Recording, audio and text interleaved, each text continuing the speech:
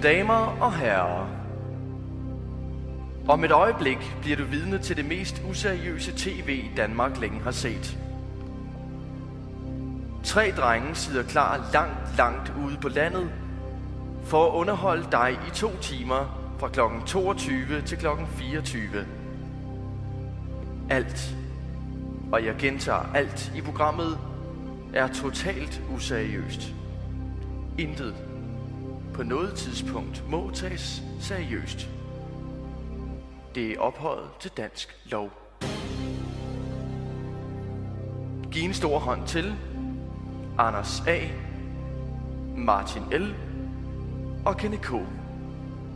Rigtig god fornøjelse.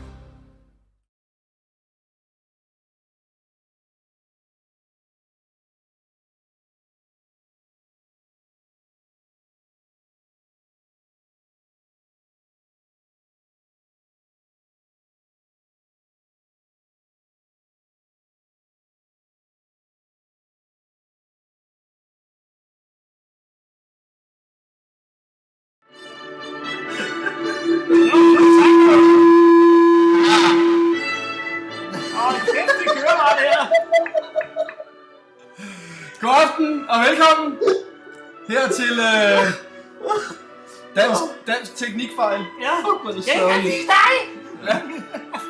Det kører altid som det plejer. Ja, det er fandme... Kan du ikke kvæle det der lort i, vi går hierarki?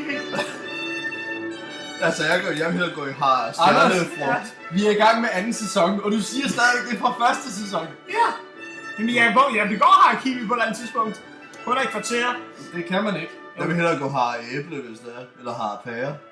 Ja, i stedet for kiwi. Hvad med har øl? Er øl en frugt? Ja. Det kan godt være det. Ja. Hvor fanden går de planter hen? Det er noget, der hedder en æbleøl. En let Æbleøl? Nej, æbleøl. En æbleøl. Ja. Sommersby eller hvad?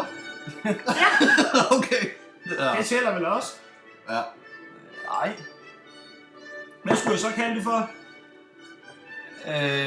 Så må der også være noget, der hedder en pæreøl. Der er også pære... Jeg har faktisk hørt om øl, hvor man kommer kød i. Om øl, hvor man kommer kød i. Ja. Svinøl Det sad eller hvad? jeg så i en Godmorgen Danmark. Hvad er det for en øl? Nej, det var noget hjemmebryg for en eller anden. Ja, tak, mand. Der er sgu lige noget oksefras fra i går, og nu er jeg sgu lige ned i... Lige præcis. Jeg mener sgu da ikke, hvad han har lavet her. Det har været fuld om svenskeren, der var inde. Det skal man fandme da også være for at drikke kød. Nej, men altså, det er jo kun sådan en hel masse ingredienser, man kommer i jo, din hjørne. Det lyder i hvert fald klamt, uanset hvilket valg det kommer Jamen, så fra. kom... Jamen, det var, ja, et eller andet sted fra Danmark. Jeg synes, jeg er rigtig i det der Guinness-øl der med lakrids i. Føj for fucking helvede. Det er en ting, irerne gerne må beholde for deres selv i hvert fald. Nå, i hvert fald god aften og velkommen her til Spunky TV den 18. oktober. Ja. Ja. Og vi ja, havde det. sæsonpremiere for cirka 14 dage siden. Ja, det er jo meget godt. Ja. Så... Der var næsten ikke nogen fejl. Nej, overhovedet ikke. Bortset for det. Nå, det er den, ja. Fint nok. Hvad for en? Ja. Det var bare det der chat-idiotisering. Ja, den har Den vi har lige været der der. hele tiden. Ja. Ja. Jeg har ikke set den. Og til nye kan jeg se, at jeg ved ikke om det er fordi vores chat ikke virker, eller hvad der sker, men hvis I går ind og ser udsendelsen inde på det link, jeg har lagt derinde, så kommer I ind direkte i vores chat, og I også samtidig ser udsendelsen. Jeg kan se, at der er 2, der sidder og kigger, men der er ikke rigtig nogen inde i chatten, og derfor tror jeg lidt, måske I ser det på en forkert hjemmeside. Brug linket inde på www.facebook.dk/spunkytv. Så kommer I ind på den rigtige side og ser det. Yes. Og så kan I skrive til os derinde. Og ellers så må vi lige prøve at holde lidt øje med Facebook også og se, hvad der sker derinde. Ja, lige præcis. Det tror jeg faktisk er en meget god Jeg tror idé. lige, vi går det ind og tegne og kigger også. Hvad sker der egentlig? Ja. Ja. Hvad sker der egentlig? Det er for dig, Karl, ikke? Det er sgu ikke. Ellers smid et link inde i chatrummet, så kan folk kopiere det derfra. Hvad for en chatrum? Ja, det der på den anden side, din hjørne. Jamen hvorfor skal jeg smide et link derind? Der sidder jo ikke nogen mennesker inde. Velkommen til Det kunne Teknik. være. Nå, ja. Undskyld. Jeg holder bare Velkommen den ene. til teknikspasser.dk. Ja. Nå, drenge. Den ene er dummere end den anden, men Fy for helvede. Vi er lige kommet ud uge 42. Skolernes efterårsferie. Ja, det kan godt være. Ja. Hvor har I holdt efterårsferie henne? Jeg har holdt den derhjemme. Ja, sådan her. Hvor har du holdt den anden? Jeg holdt den... jeg var faktisk en tur forbi Stege. Det passer ikke. Golfklub. Det passer ikke. Hvorfor? Jeg tror ikke på dig. Det gør jeg heller ikke, for så vil du tage os andre med. Ja. Nej, fordi man skal være intelligent for at komme i Stege Golfklub. Det er det, jeg mener. Ja. Ja, derfor kunne I jo ikke komme ind. Det kan du sgu da heller ikke så. Jo, Altså, fordi... vi er nødt til alle tre at være der for at lave en samlet intelligens på en. Ja, det vil jeg også have lov til Ja, at okay. sige. Men det var så fordi, jeg havde et wildcard.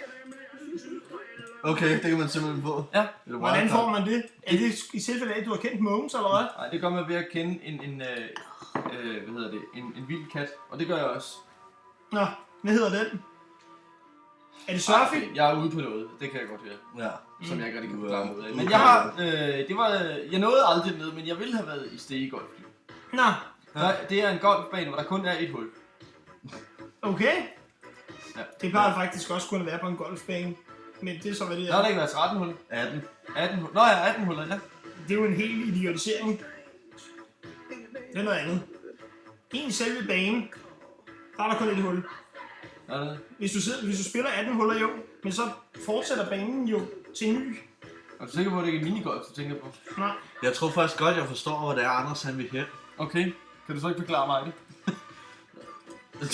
Nej. Jamen, du starter sgu da...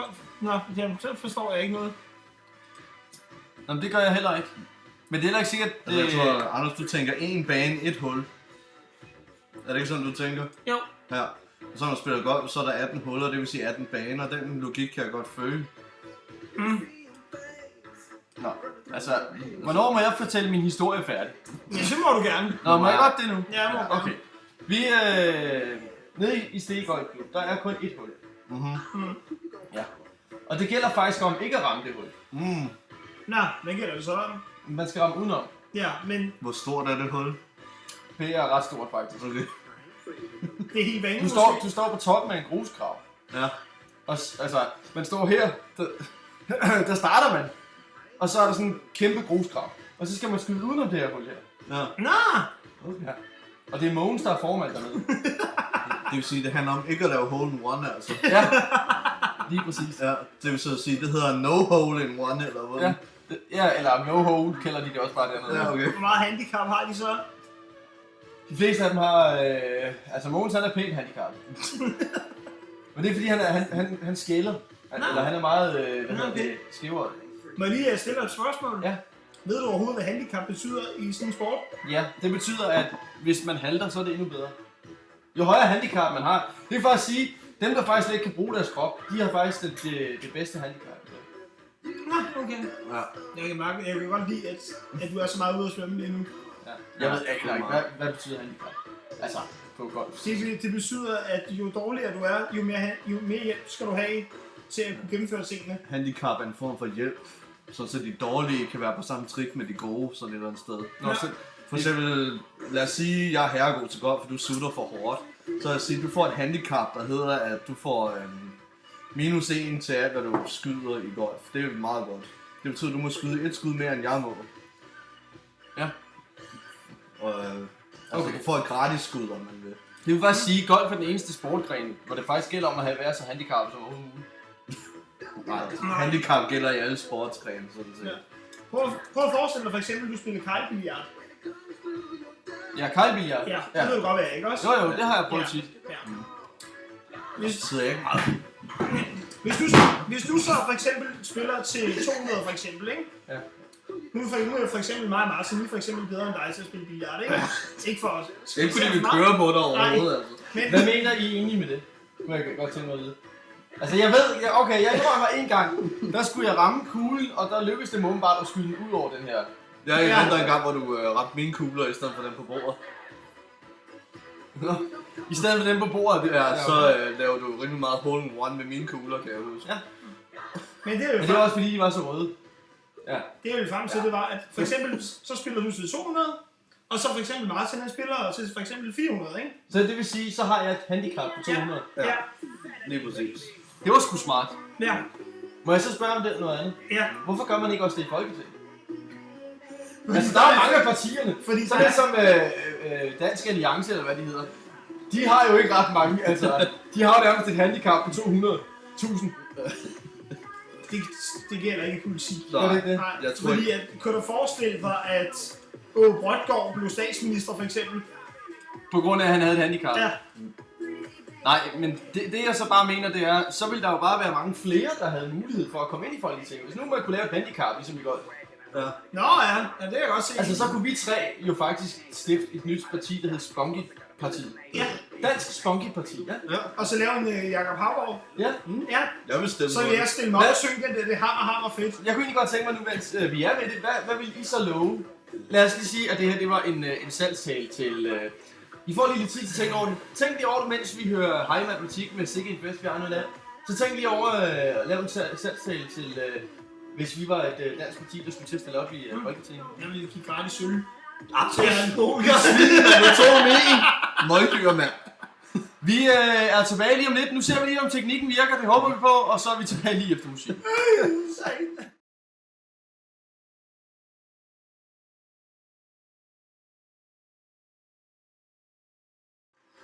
Hvis teknikken virkede, yes!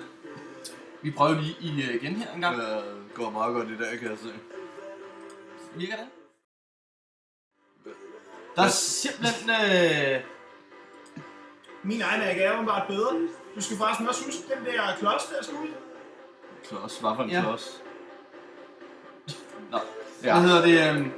Jeg skal lige prøve at se, om vi kan få noget musik over på jeres skærme derude også. I stedet for, at vi skal... Hvad med den der dobbeltskærmsteknik, fætter ting? Den her? Giver den ikke både lyd fra det ene og det andet? Det ved jeg ikke.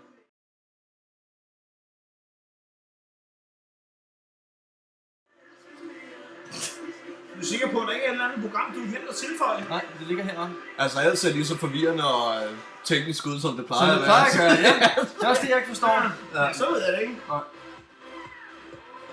Men jeg kan meget godt lide chatten, den virker så godt i dag. Ved I hvad, drenge og piger ude på den anden side af skærmen? Jeg er nok ked af at må sige det, men vi er nok nødt til at afbryde signalet et kort øjeblik for at få teknikken til at køre. Ja, be right back, som man siger. Ja. Be right back, bliv hængende. Vi er tilbage med noget musik og noget, hvad hedder sådan noget, partisludder. Whatever. Lige efter, at vi lige har genstartet teknikken her, fordi det fungerer mildt sagt af helvedes til. Hvorfor bliver jeg ved med at drikke den kaffe? Fy for Vi ses lige om Skal en lidt. øl, Martin? Ja, tak. Men ej, Tager du? vi skåler lige med seerne. Åh ja. Vi er tilbage lige om lidt, og så skåler vi med derude. 2 sekunder. Skønt.